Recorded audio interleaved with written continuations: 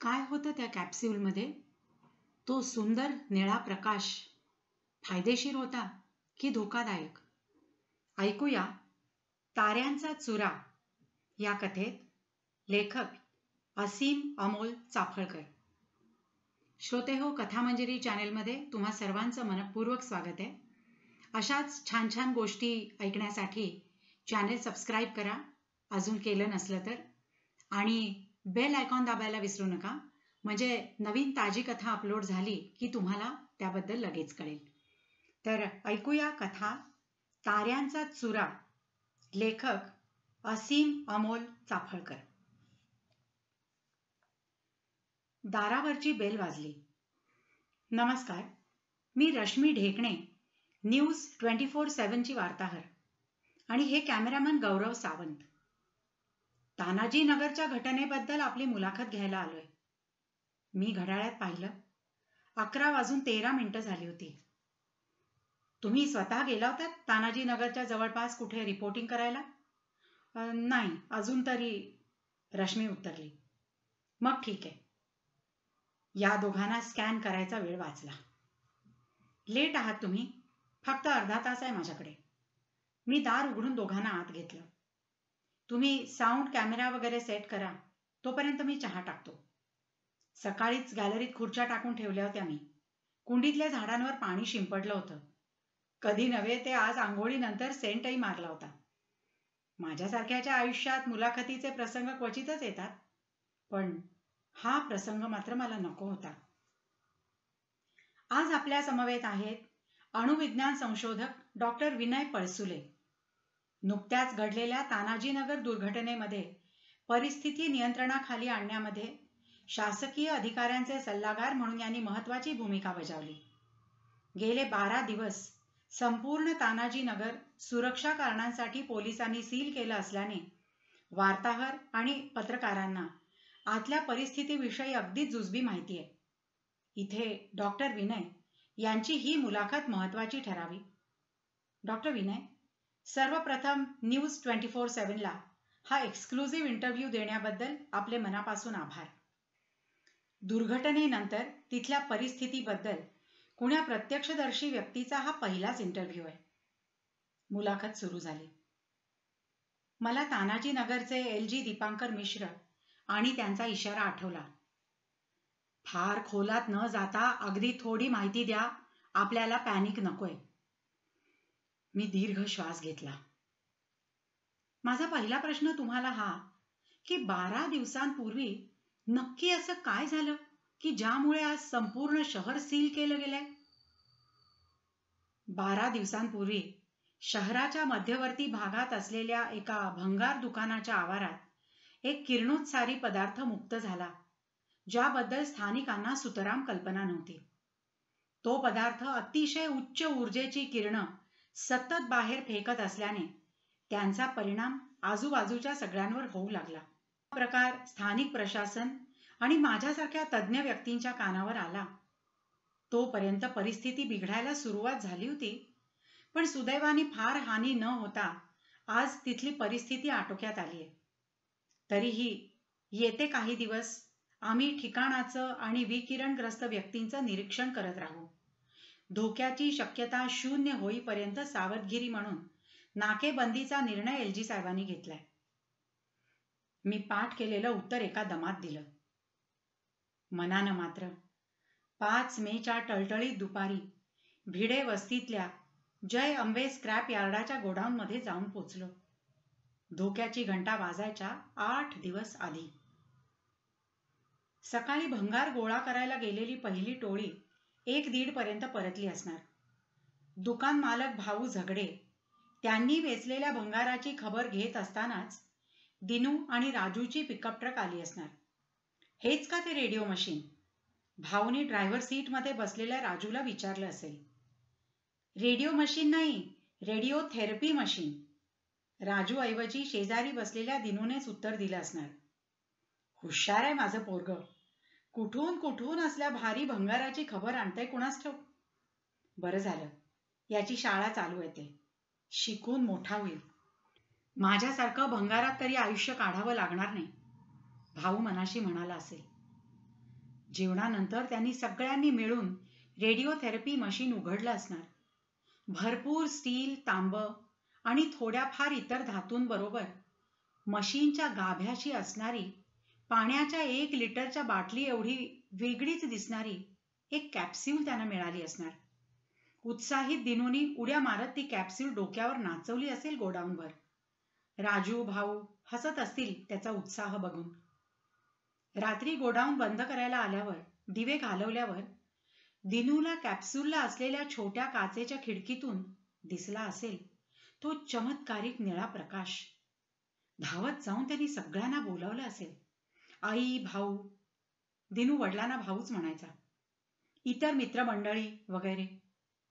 भाऊंना दुसऱ्या दिवशी पहाटे गावाला जायचं असल्यामुळे त्यांनी राजूला कॅप्सूल उघडून तो निळा पदार्थ बाहेर काढण्याची जबाबदारी दिली असणार.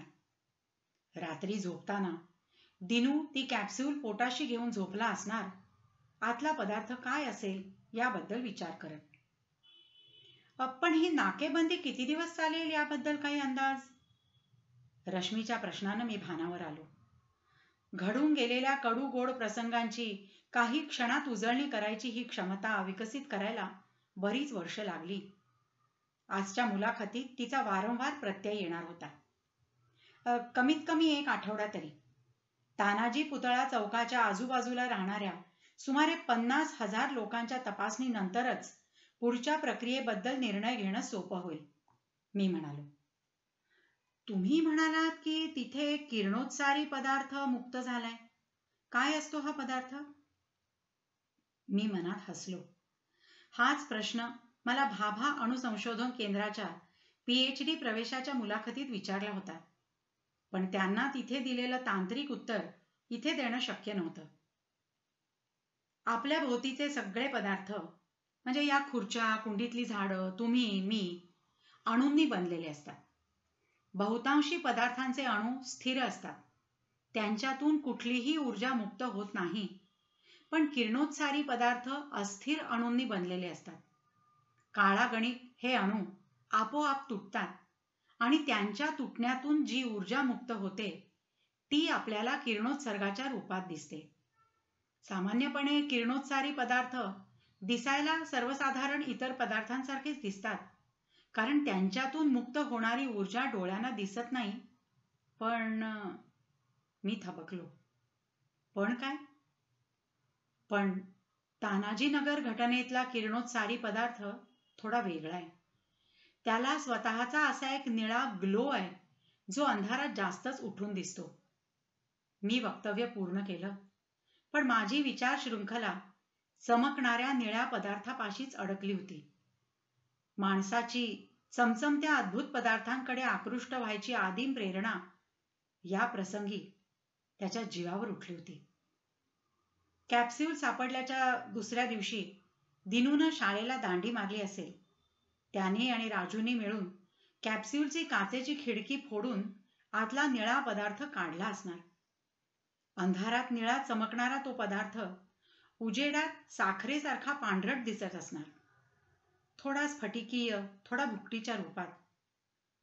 कपभरही नसलेला तो पदार्थ दोघांनीही हातात घेऊन चिमटीत दाबून वासही घेऊन पाहिला असेल. अजून 2 दिवस तरी भाऊ गावाहून परत येणार नसल्यामुळे त्या निळ्या पदार्थाचं काय करायचं हा निर्णय दिनू आणि राजूचाच असणार होता. उत्साहात त्यांनी त्यांच्या मित्रांना बोलावून सगळ्यांना ते स्फटिक थोडे थोडे दिले असणार. कुणी ते खिशात घालून घरी घेऊन गेलं असेल, कुणी पुडीत बांधून दप्तरात ठेवले असतील. या कृतीमुळे त्यांचंच नाही तर सगळ्या शहराचंच जनजीवन कायमचं बदलून जाणार आहे याची कल्पनाही त्यांना असणं शक्य नाही. रात्री सगळ्यांच्या घरी आश्चर्य आणि कुतूहलाचं वातावरण असणार. जशी बाजारात मिळणारी वेगवेगळ्या रंगाची फ्लोरोसेंट पावडर, तशीच ही अंधारात निळ्या रंगाने प्रकाशणारी पावडर. इतका छान निळा रंग, अद्भुतच. जणू आकाशातल्या ताऱ्यांचा चुरा. ताऱ्यांचा चुरा, किती छान शब्द शोधला दिनूने. ही सगळी मोठ्या वस्तुमानाची किरणोत्सारी मूलद्रव्य ताऱ्यांच्या पोटात तयार न होता त्यांच्या स्फोटात तयार होतात. मूलद्रव्यांच्या जन्माच्या वेळी ती ताऱ्यांच्या चुऱ्यात असतातच.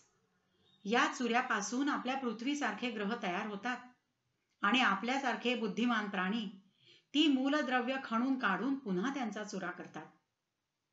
एक वैश्विक वर्तुळ पूर्ण झाल्याचा साक्षात्कार मला झाला. या किरणोत्सारी पदार्थांचा वापर कुठे कुठे होतो? अणुबॉम्बमध्ये युरेनियम वापरतात अशी साधारण माहिती असते आपल्याला. रश्मीचा पुढचा प्रश्न आला आणि मी अंतराळातून परत पृथ्वीवर आलो. अणुबॉम्बमध्ये युरेनियम खेरीज प्लुटोनियमचा सुद्धा वापर होतो. पण अणु ऊर्जेचे शांततापूर्ण वापरही अनेक आहेत. अणुभट्ट्यांमध्ये विद्युत निर्मिती, ऊर्जावान पदार्थ संशोधन, अन्नाचं निर्जंतुकीकरण, वैद्यकीय क्षेत्रात कॅन्सरच्या उपचारासाठी वगैरे खूप ठिकाणी.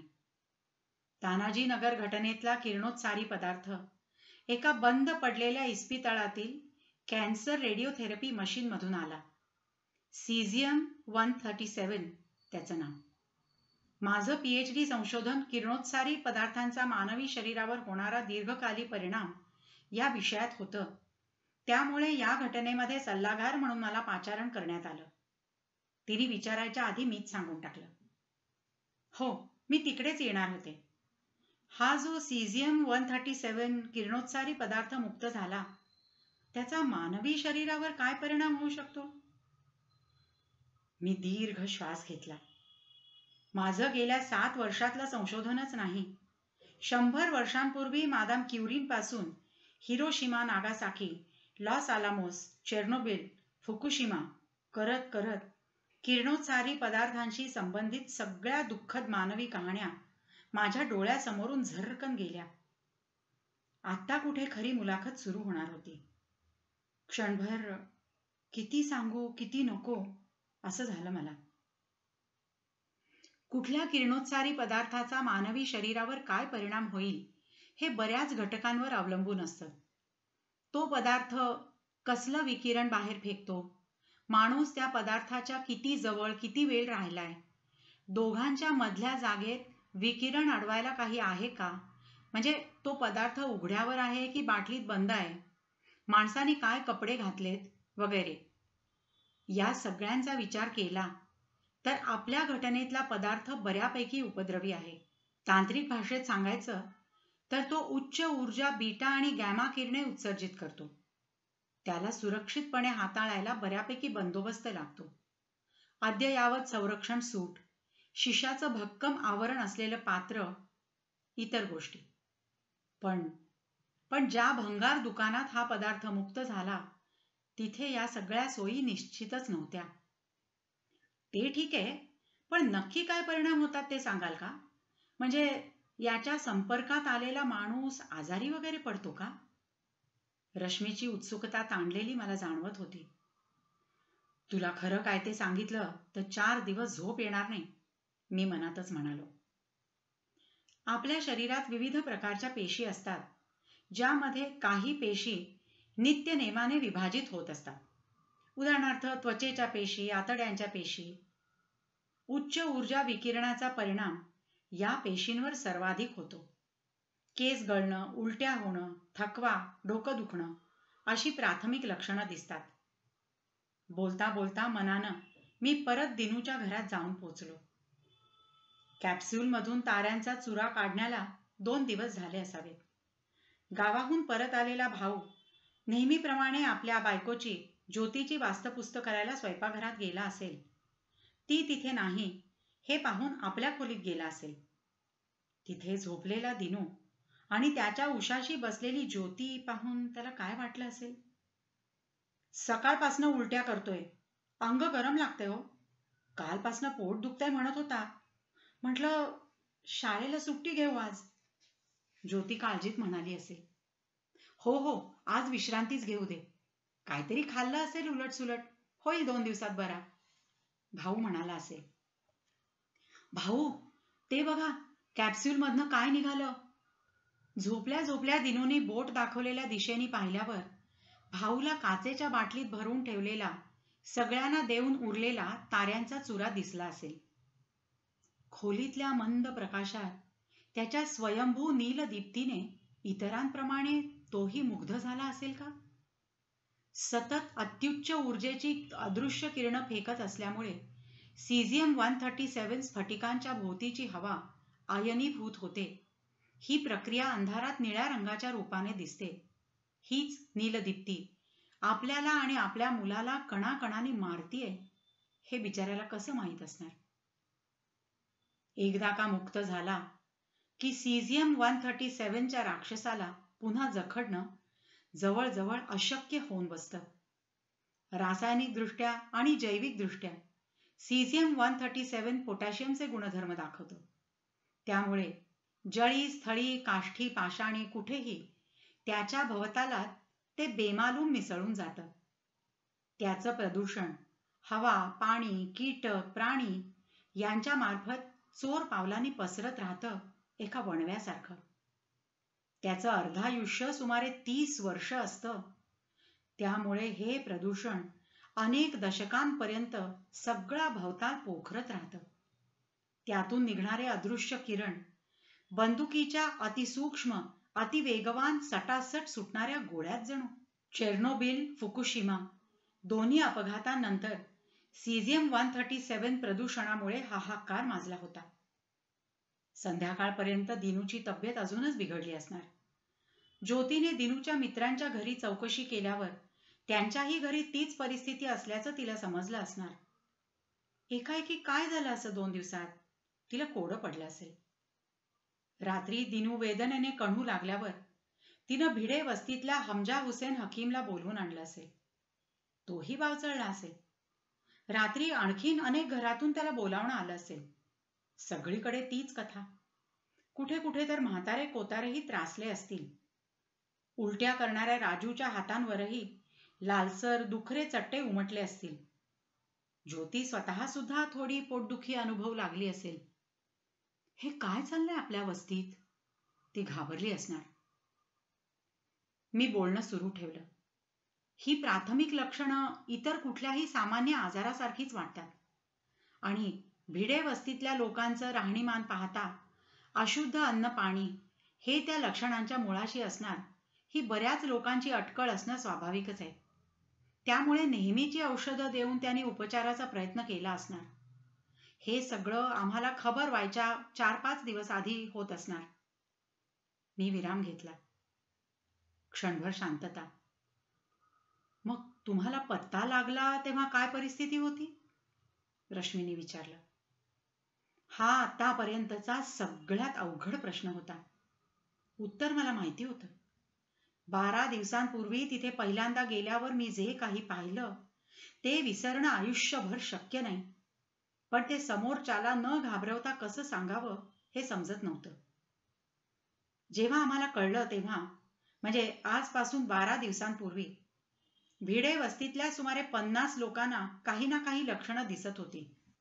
कुणाला उलट्या, ताप, डोकेदुखी, कुणाच्या अंगावर चट्टे अशी ही लक्षणं होती. सुदैवाने कुणाला फार गंभीर काही झालं नव्हतं.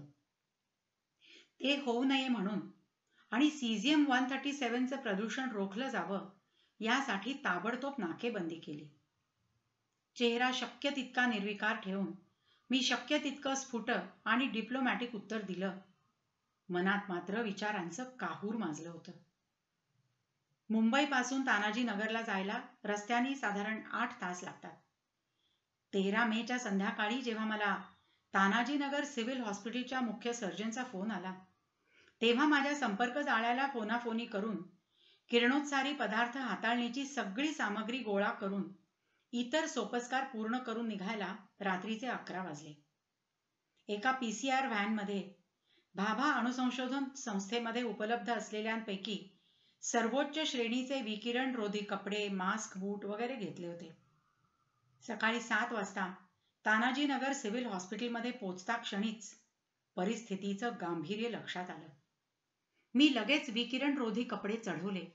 माझ्या बरोबर असलेल्या लोकांनाही चढवायला सांगितले. विकिरण रोधी कपड्यांचा एक जोड हेड सर्जनसाठी बरोबर घेतला. आम्ही आमच्याबरोबर 5 पेक्षा जास्त जोड आणू शकलो नव्हतो याची मला खंत होती. अंगावर विकिरण रोधी कपडे, खास बूट, रासायनिक दर्परोधी मास्क असा सरंजाम आणि गळ्यात एक डोसीमीटर म्हणजे किरणोत्सर्ग मोजणारं छोटं यंत्र. अशा थाटात मी हॉस्पिटलच्या इमारतीत शिरलो. आत शिरल्या क्षणी डोसीमीटर जागा झाला आणि विकिरणाची चिंताजनक पातळी गाठल्याची सूचना देऊ लागला. त्याचा तो बिघडलेल्या रेडिओसारखा टर्र आवाज असा सतत ऐकायची सवय नव्हती. मला तशा अवतारात पाहून हॉस्पिटलमधल्या जनतेच्या नजरा माझ्याकडे वळल्या. कोविड-19च्या प्रकोपानंतर बराच काळ लोटल्यामुळे कुणाला अशा पोशाखात पाहायची त्यांची सवय मोडली असावी. तेवढ्यात हेड सर्जन डॉक्टर कस्तुरे आले. त्यांच्या ऑफिसमध्ये पहिल्यांदा त्यांना विकिरणरोधी पोशाख चढवायला लावला. मग डॉक्टर कस्तुरेंनी एकूण प्रसंगाची प्राथमिक माहिती दिली. त्यानुसार खाली थांबलेल्या पोलीस अधिकाऱ्यांना फोनवर स्थानिक पोलीस यंत्रणेशी त्वरित संपर्क करायला सांगितलं. डोसीमीटर घेऊन संपूर्ण भिडेनगर पिंजून काढायची सूचना दिली. जिथे विकिरण पातळी धोक्याच्या पातळी पलीकडे जाईल ते भाग नकाशावर चिन्हित करायला सांगितले. माझ्या BARC मधल्या सहकाऱ्यांना परिस्थितीची कल्पना दिली. अतिरिक्त कुमक धाडायची विनंती केली आणि पुढील योजना आखण्यासाठी तज्ज्ञांना एकत्र करायला सांगितलं. मग थोडा वेळ खुर्चीत नुसता बसून राहिलो. काल रात्रीपासून काही खाल्लं नव्हतं. नीट झोप झाली नव्हती. हॉस्पिटलमधली विकिरण पातळी पाहता येत्या काही दिवसात तानाजी नगरमध्ये युद्धसदृश परिस्थिती निर्माण होणार असल्याच्या कल्पनेने मी हादरलो होतो. पण अजून मोठे धक्के बसायचे शिल्लक होते. डॉक्टर कस्तुरे मला ICU मध्ये घेऊन गेले.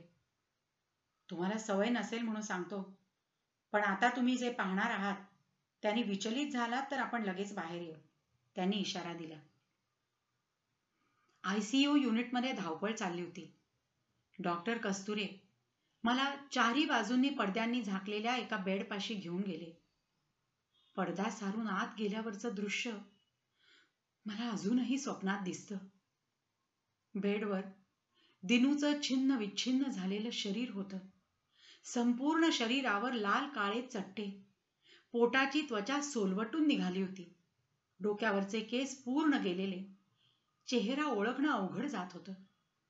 त्याच्या सगळ्या शरीरक्रिया मंदावल्या होत्या. सलाईन आणि ऑक्सिजन त्याला किती वेळ तगवणार हा प्रश्नच होता. मी शहारलो. त्याच्या वेदनांची कल्पनाही करणं मला शक्य होणार नव्हतं. शेजारच्या काही बेड्सवर राजू आणि दिनूचे इतर 1-2 सवंगडी होते. सगळ्यांची जवळपास तीच दयनीय अवस्था होती. मी मिनिटभरातच बाहेर आलो. अस्वस्थता, असहाय्यता, दुःख अशा भावनांचा पूर मनात आला होता. PhD संशोधनानिमित्त जे पुस्तक शोधनिबंधांमधून वाचलं होतं, HBOच्या 2019च्या चेर्नोबिल मिनी सिरीजमध्ये जे चित्रण स्क्रीनवर पाहिलं होतं, ते आज प्रत्यक्षात डोळ्यासमोर होताना पाहून जीव सुकला. ICU मधल्या सगळ्या विकिरणग्रस्त मुलांचा मृत्यू लवकरच होणार हे स्पष्ट होतं. मागून डॉक्टर कस्तुरेंनी खांद्यावर हात ठेवला. ठीक आहात? पाणी प्यायचंय? त्याने आस्थेने विचारलं. नको नको, मी संकोचून म्हणालो. या इमारतीत असेपर्यंत श्वास घुसमटला तरी मास्क काढणार नाही असं मी मनाशी ठरवलं होतं. मग आम्ही जनरल वॉर्डमध्ये आलो. मगाशी डोसीमीटरचा आवाज बंद केला होता. त्यामुळे काही काळासाठी आपण एका विकिरणग्रस्त भागात वावरतोय हे मी विसरलो होतो. पण मीटरवरचे आकडे बघितले आणि डोळे विस्फारले. आधीपेक्षा 10 पट अधिक विकिरण या ठिकाणी होतं. नक्कीच इथल्या लोकांच्या अंगावरच्या कपड्यांमध्ये किंवा त्यांच्या अंगातून निघणाऱ्या घामामध्ये Cesium-137चा अंश होता. मी भाऊ आणि ज्योतीला भेटलो. दोघांचीही अवस्था बिघडली होती, पण ते त्यांच्या मुलापेक्षा बरंच जास्त जगणार होते यात शंका नव्हती. ज्योतीचे केस मोठ्या प्रमाणावर गळले होते. तिच्या आणि भाऊच्या हातावर लाल चट्टे होते. त्यांच्याकडूनच मला गेल्या 8 दिवसांची सगळी कहाणी तपशीलवार समजली. काहीही करून आमच्या पोराला वाचवा साहेब. त्यांचा टाहो माझ्या हृदयावर आघात करत होता. पण चेहऱ्यावरील मास्कमधून माझा दाटलेला गळा, माझे अश्रू त्यांना दिसले नाहीत. मी लगोलग हॉस्पिटलमधल्या सगळ्या लोकांना, पेशंट अथवा स्टाफ इमारत रिकामी करण्याची सूचना दिली. LG साहेबांना फोन करून हेलिकॉप्टरद्वारे विकिरणग्रस्त 24 रुग्णांना मुंबईला हलवायची सोय करायची विनंती केली, ज्यांच्यामध्ये भाऊ, ज्योती आणि हकीम हुसेनही होता. या 24 रुग्णांना लवकरच जर योग्य उपचार उपलब्ध झाले नाहीत तर त्यांचंही आयुर्मान लक्षणीयरित्या कमी होईल, हे त्यांना पटवून देताना मला बराच वेळ लागला. शेवटी ते हो म्हणाले. सकाळचे 10 वाजायला आले होते. इथून पुढच्या घटना विद्युत वेगाने घडल्या. LG साहेबांनी संपूर्ण शहराच्या नाकेबंदीचे आदेश जारी केले. उच्च स्तरावर सूत्र हलू लागली. दुपारी 12 पर्यंत सिव्हिल हॉस्पिटलमधील जवळपास सगळे रुग्ण तानाजी नगरमधल्या इतर रुग्णालयांमध्ये हलवले गेले. नव्या जागी जाण्याआधी सगळ्यांना आंघोळ घालून नवे कपडे, अगदी चपला सुद्धा सगळं दिलं गेलं, जेणेकरून CZM 137चा थोडा सुद्धा अंश नव्या ठिकाणी जायला नको. गंभीर विकिरणग्रस्त 24 रुग्ण हेलिकॉप्टरमधून मुंबईला विविध इस्पितळांमध्ये नेले गेले. तिथे BARCचे म्हणजे भाभा अणुसंशोधन केंद्राचे विकिरण तज्ज्ञ आणि खास प्रशिक्षण असलेले डॉक्टर्स त्यांची वाट पाहतच होते. त्यांच्यासाठी खास वॉर्ड स्थापित केले गेले, म्हणजे इमारतीच्या इतर भागांमध्ये विकिरण पसरणार नाही. या दुर्घटनेची बातमी तुमच्यापर्यंत कशी पोचली? रश्मीच्या प्रश्नाने माझी तंद्री भंगली. काही विकिरणग्रस्त लोक तानाजी नगरच्या सिव्हिल हॉस्पिटलमध्ये उपचारांसाठी भरती झाले. तिथले मुख्य सर्जन डॉक्टर कस्तुरे यांना त्यांची लक्षणं पाहून किरणोत्सर्गाची शंका आली. खात्री करण्यासाठी त्यांनी एक्सरे काढण्यासाठी वापरतात ती फिल्म एका रुग्णाच्या अंगावर काही क्षण टेकवून डेव्हलप करून पाहिली. त्यांचा कयास बरोबर होता. फिल्म काळी झाली होती. तत्क्षणी त्यांनी मला फोन लावला. माझं संशोधन त्यांना माहीत आहे. काही वर्षांपूर्वी माझी आणि त्यांची एका संशोधन परिषदेत ओळख झाली होती. मी उत्तरलो, पण ही अर्धीच कथा होती. तारीख 11 मे. कॅप्सूल उघडून 5 दिवस उलटले होते. दिनूची तब्येत अजूनच बिघडली असणार. भाऊ आणि ज्योती त्याला घेऊन सिव्हिल हॉस्पिटलमध्ये गेली असतील. पाठोपाठ राजू आणि त्याचेही कुटुंबीय, इतरही बरेच लोक असतील. मी सांगते तुम्हाला, त्या ताऱ्यांच्या चुऱ्याचा प्रताप आहे हा सगळा. लांब फेकून द्या तो. भाऊला आर्जवानी सांगितलं असेल. भाऊ लगेच निघाला असेल. घरी आल्या आल्या त्याला उलटी झाली असेल.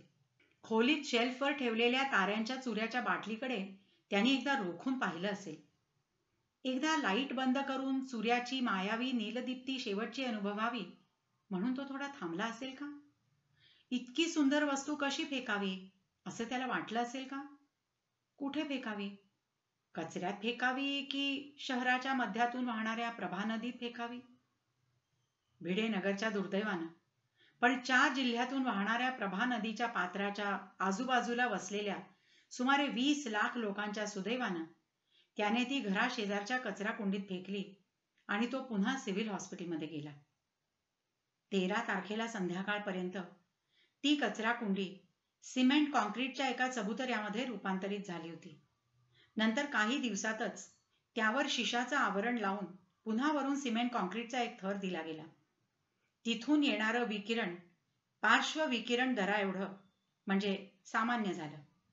ताऱ्याच्या चुऱ्याची ती बाटली बाकीच्या कचऱ्याबरोबर कायमची गाडली गेली. विकिरणग्रस्त 24 रुग्णांच्या कसून चौकशीनंतर ताऱ्याच्या चुऱ्याची इतर ठिकाणी तपासणी झाली. भिडेनगरमधली 30 घरं कायमची सील करण्यात आली.